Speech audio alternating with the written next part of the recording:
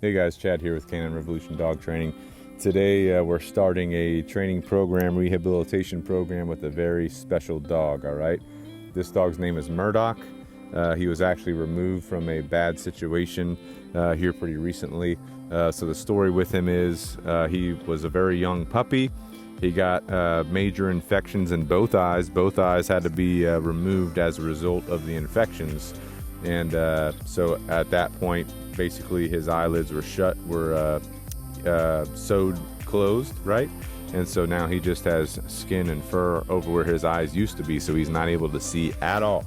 So obviously when that happens, his other senses are going to be become more honed in, such as his smell, his hearing, his touch, those types of things. So he was actually in a home, and he started to show some behaviors where he's growling, snarling, barking at people, snapping at people. And I can only imagine being blind, right? Having no eyes, not the ability not to see anything. And I'm sure people were, messing with me in a way that I wasn't supposed to be messed with, or I'm not sure what the scenario is, and people are just, doing different things to me. I'm not sure, but I can assume that I would be uncomfortable as well.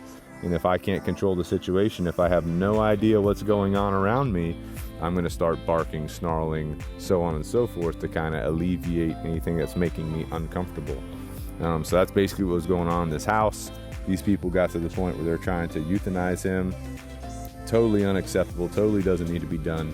So we worked with a rescue and got him out of that situation over here so we can do some training with him and get him on the right path. And our job is to give him all the tools he needs to succeed in a home that will be best for him, that understands his needs and what's going on. Okay, so all I'm doing, this is one of our introductory sessions with him. All I'm doing is I'm out in one of our training areas on our property. I'm literally walking up and down this training area with him, allowing him to familiarize himself with the area.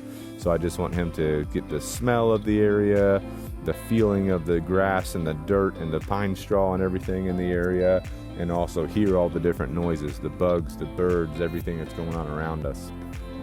And so just so he gets more and more familiarized with the area. But what I'm also doing is anytime that he shows me any type of attention, or I will randomly say his name, if he shows me any type of attention, I'm going to say good and allow him to come to my hand for a food reward. Now, and he's done it a couple times already since I've been talking, but if you see him do that, right, he doesn't know where my hand is. He kind of approaches me, a little bit cautiously because he's trying to figure out where I'm at, what my body, position is.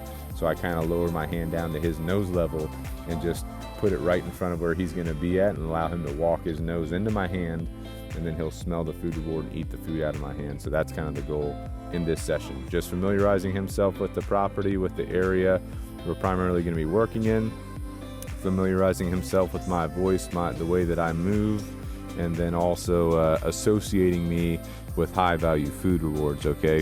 Which in this case I'm using some beef hot dogs, all right? But anyway, so that's kind of the goal here. Again, keep in mind, he's got no eyesight. He has no idea, what's going on around him. And this is a big deal for a dog because dogs are naturally nonverbal beings, right? They don't communicate in a verbal language like we do. They rely upon visual cues. They rely upon being able to look at something and read the body language of that thing, whether that be a person, some type of prey item, or another dog, right? Read that body language and then respond to that. He cannot do that, right? So we have to enable him to use his other senses in a better way, and also be very confident in that, and also confident in his handler, okay?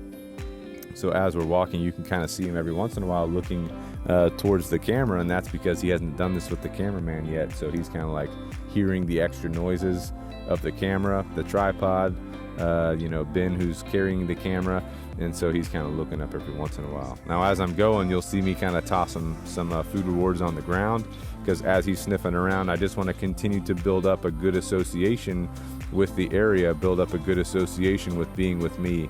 And the way I'm going to do that is just by continually providing food rewards to him in a variety of situations as we go along here. So stay tuned to our YouTube channel so you can keep in touch with his progress. We're going to be posting videos with different things that he's doing, updating his progress as we go through it. So if you guys appreciate the content, hit that subscribe button. And if you are interested in maybe adopting him one day once he's done with his training, hit us up. We'll put you in contact with the rescue, who's the point of contact for that. Y'all have a good one.